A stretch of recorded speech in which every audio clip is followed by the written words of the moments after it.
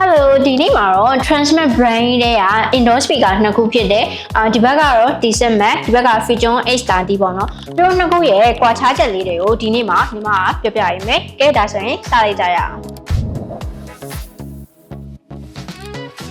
သူတို့နှစ်ခုရဲ့ speaker output လေးတွေကတော့နည်းနည်းတော့ကွာရဲပေါ့နော်ဒီ Decent Max ကဆိုရင်60 watt ဒီဘက်က Fitjon H30 ကဆိုရင်80 watt ပေါ့နော်သူတို့နှစ်ခုရဲ့မတူညီရဲ့အချက်ကဆိုလို့ရှိရင်ဒီ Fitjon H30 မှာကျတော့ high res audio ပါတာကြောင့်အတန်တွေကိုပို့ပြီးတော့ကြီးကြီးလင်းလင်းနားထောင်နိုင်မယ်ဒီဘက်က Decent Max လေးရတယ်ဆိုလို့ရှိရင်ကျွန်တော်360 degree ဆောင်းသွားတာဆိုတော့အတန်ထွက်တွေကိုပို့ပြီးတော့ပြင်းပြင်းထန်ထန်လေးကြားနိုင်မယ်နောက်ထပ်ထူးခြားချက်ကဆိုရင်ဒီ speaker ရဲ့အပေါ်ဘက်မှာညီမတို့ speaker တစ်လုံးပါရဲ့အပြင်မှာအောက်ဘက်မှာဆိုလို့ရှိရင်လည်း subwoofer ကိုအသုံးပြုထားပြီးရယ်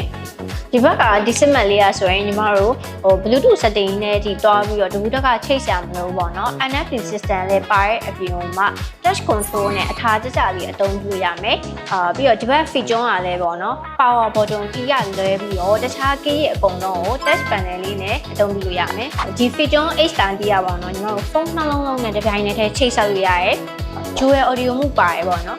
ဒီ Decent Max လေးရဲ့အားသာချက်ကဘာလဲဆိုလို့ရှိရင်ညီမတို့သူ့ရဲ့အတန်ကြီးက360 degree ဆောင်းဆိုတော့အရက်4မျက်နှာတွေမကဘူးပေါ့နော်အရက်10မျက်နှာအရက်10မျက်နှာလောက်ထိပါကြားရဲဒီကောင်လေးကဆိုရင်ညီမတို့ရုပ်ရှင်ကြည့်ရဲ့ခါကြီးမှာဒါမှမဟုတ် Zoom meeting တွေရုံးထဲမှာထားမယ်ဆိုရင်တော်တော်လေးကိုလှရဲ့ speaker လေးပါကဲဒါဆိုရင်သူတို့နှစ်ခုရဲ့ပြပြခြားနားချက်လေးတွေကိုသိလောက်ပြီးထင်ပါတယ်ဒါဆိုရင်နောက်ဗီဒီယိုမှာပြန်တွေ့ကြမယ်နော်အားလုံးတက်တာ